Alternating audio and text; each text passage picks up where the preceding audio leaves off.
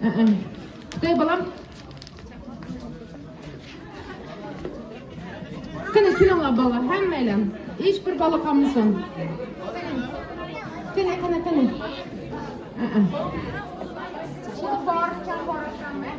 Küçük bolalar oldida tursin, kichiklari, cho'g'lar aqlli ekanlar, marhamat. Kamran beka bolam. Beka bolam. Sizlarga e'tibor soatlar tayyorlab keldik. Ama lekin hozir Baxtinur xonim hadimiz sizlarga e'tibor berishdan oldin bir tepishmoqlarni tayyorlab keldi. Marhamat, Baxtinur xonim. Assalomu alaykum. Hammalarga ayam muborak. Bolalarımızga azroq tepishmoq tayyorlab kelgan edik. Shuning javob bersa, andigan mukofotlari va e'tibor pullarni taqsimlamoqchimiz. Marhamat.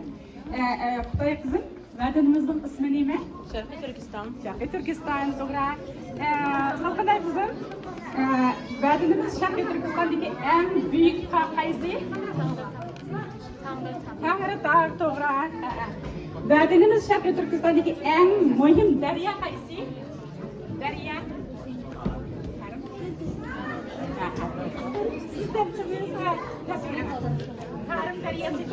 Karim deryası to'g'ri. Vatanimiz Sharqiy Turkistondagi eng cho'ng, dunyodagi ikkinchi cho'ng qumliqning ismi qaysi? Abdulaziz bilamsiz? Abdulaziz.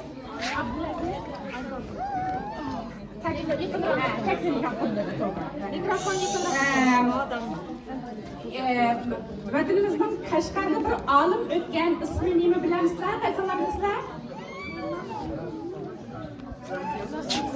Mahmud Qashqari, to'g'ri. To'g'ri.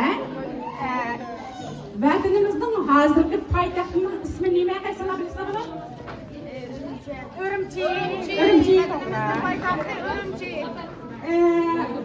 Balam siz qaysi millat? Qaysi millatdan? Bu shu do'stlaringizni faxrlanamisiz?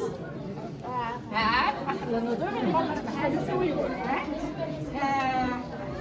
Uyg'urlarning bir büyük şairi baki. Peki yosh yigitdan bir rasmdagi. İsmi nima? Lutfulla Mutalib, to'g'ri. Peki yaxshi bo'ldi. Men sizlarga Qani javoblar bo'lsin bolalarga. 8 xil savolga javob berdik. Vatanimiz Sharqiy Turkiston. Vatanimiz Sharqiy Turkistonning poytaxti Urumchi, eng cho'ng tig'i Tangritog', eng cho'ng daryosi Karim daryosi degandek savollarga javob berdik bolalar. Aferin bolalarımızga. Merhamet eğitimimizden topşirip ediyorlar.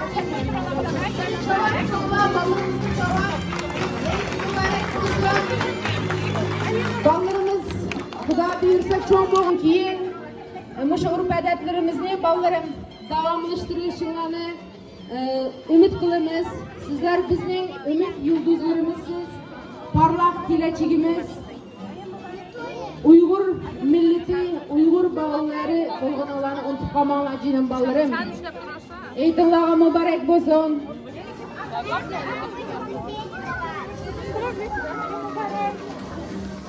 Kişi sizlerin isminiz kim?